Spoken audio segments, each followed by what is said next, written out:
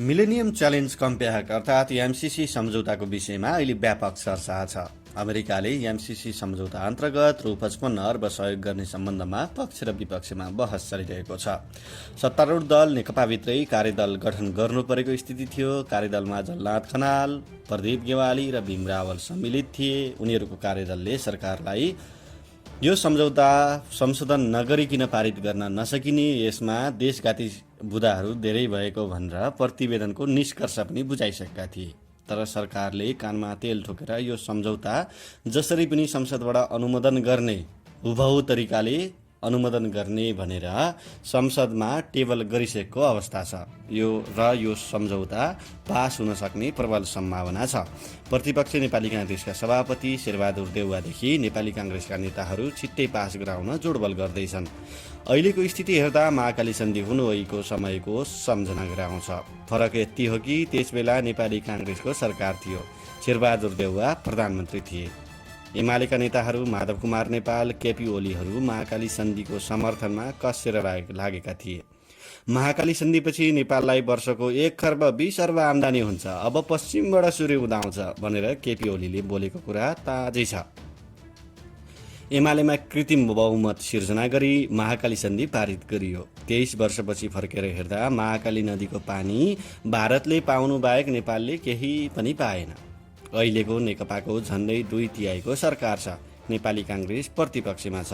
नेपाली काङ्ग्रेसका नेताहरू एमसीसी संसदबाट अनुमोदन गर्ने पक्षमा छन्। राष्ट्रघाती महाकाली सन्धिमा एमाले लागे जस्तै एमसीसी पनि नेपाललाई 55 अर्बको आर्थिक सहयोगको जालोमा फसाई नेपालको सार्वभौमिकतामाथि नियन्त्रण गर्ने अमेरिकी चाल हो। विद्युत प्रसारण लाइन विस्तार गर्ने र सडकको स्तर उन्नति गर्ने उद्देश्य नराम्रो होइन। संयुक्त राज्य अमेरिका मात्रै होइन, कुनै पनि देशले बिना शर्त सहयोग गर्छ भने त्यसलाई स्वीकार गर्न सकिन्छ। तर कसैले आफ्नो राजनैतिक स्वार्थलाई पूरा गर्न सहयोगको झोला बोकेर आउँछ भने आफ्नो देशको हितलाई ध्यानमा राखेर त्यस्ता सहयोग अस्वीकार गर्नुपर्दछ।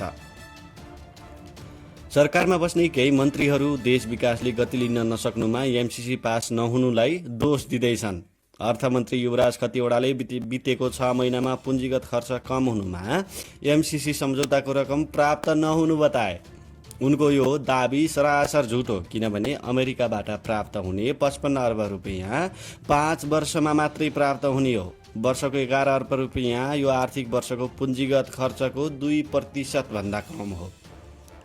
मुख्य कुरा एमसीसी अन्तर्गत नेपालले पाउने सहायता इन्डो प्यासिफिक रणनीति अर्थात् आइपीएस अन्तर्गत हो वा होइन भन्नेमै विवाद छ। 2076 वैशाख 30 देखि जेठ 1 सम्ममा नेपाल भ्रमणमा आएका अमेरिकी दक्षिण एसियाका लागि उपसहायक मन्त्री डेभिड रेन्चले नेपालका लागि इन्डो प्यासिफिक रणनीति अन्तर्गत सहयोगको अत्यन्त महत्त्वपूर्ण थालनी भएको बताएका थिए।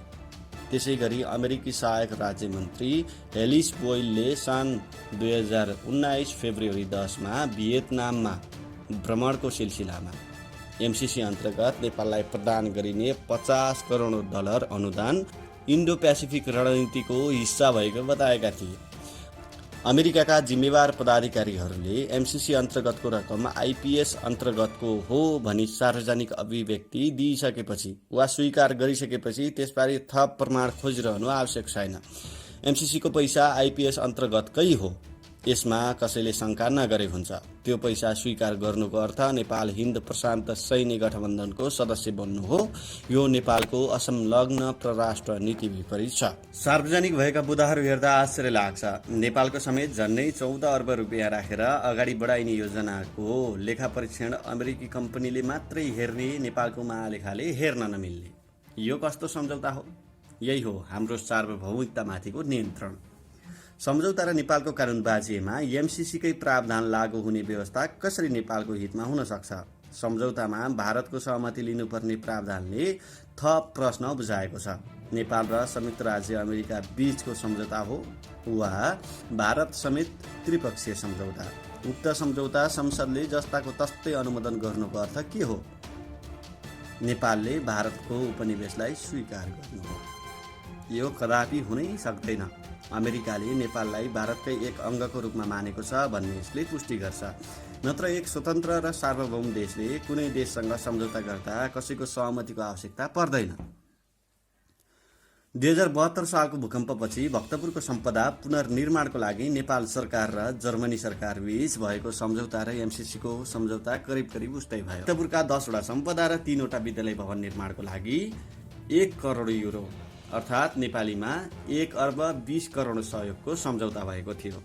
त्यसमा भक्तपुर नगरपालिकाले 20% बेहोर्नु पर्ने उल्लेख थियो। भक्तपुर नगरपालिकाले महालेखाले पनि लेखा परीक्षणको बन्दोबस्त हुनुपर्ने, मुद्दा मामिला परेमा सर्वोच्च वा संवैधानिक अदालतले हेर्ने व्यवस्था हुनुपर्ने, निर्देशक समिति नगरपालिकाले गठन गर्ने, प्राचीन स्मारक संरक्षण ऐन 2013 विपरीत सम्पदा क्षेत्रमा सिमेन्ट र छडको प्रयोग गर्न नमिल्ने बताए। जर्मनहरू एक शब्द र वाक्यमा संशोधन गर्न तयार भएनन्। अन्त्यमा सार्वभौमिकता आत्मनिर्णयको अधिकारलाई बन्धकमा राखेर उक्त पैसा स्वीकार नगर्ने निष्कर्षमा भक्तपुर नगरपालिका पुग्यो। अहिले जे जति कामहरू भइरहेका छन् भक्तपुर नगरपालिका आफैले जनताको सहयोगमा गरिरहेको छ। हुन त अहिले एमसिसी सम्झौताबारे नेकपाले गठन गरेको कार्यदलले प्रतिवेदन पार्टी अध्यक्षलाई बुझाइसकेको छ। सम्झौता संशोधन बिना संसदले अनुमोदन गर्न नसक्ने उल्लेख गरेको समाचारमा जनाइएको छ। एमसिसीको युरोप, एसिया, पेसिफिक तथा ल्याटिन अमेरिका सम्बन्धी सहायक उपाध्यक्ष जोनाथन नासले एमसिसीको सबै मान्यता सम्झौता अनुरूप अघि बढ्नु आवश्यक छ, यसमा परिवर्तन अमेरिकालाई मान्ने हुँदैन भनेका छन्। केही अर्ब रुपियाँको लोभमा देशको सार्वभौमिकता अमेरिकाको हातमा सुम्पने वा सहयोग अस्वीकार गरेर सार्वभौमिकताको रक्षा गर्ने। आज हामी ती दुई मध्ये एक विकल्प रोज्नुपर्ने अवस्थामा छौँ। देशको लागि 55 अर्ब, त्यो पनि वर्षको 11 अर्ब कुनै ठूलो रकम होइन। सार्वभौमिकता गुमेपछि फिर्ता हुन असम्भव छ वा धेरै समय लाग्न सक्छ। आत्मगौरवको जीवन बिताउने हामीले कठिन बाटो रोज्न तयार हुनुपर्छ। सार्वभौमिकता रक्षाको लागि एमसिसी सम्झौता संसदबाट अनुमोदन हुनबाट रोक्न आफ्नो क्षेत्रबाट सङ्घर्ष गर्नु आजको आवश्यकता हो। पैसासँग देशको सार्वभौमिकताको तुलना हुनै सक्दैन। विदेशी सामु आत्मसमर्पण गरेर भिख मागेको पैसाले देश समृद्ध हुन सक्दैन।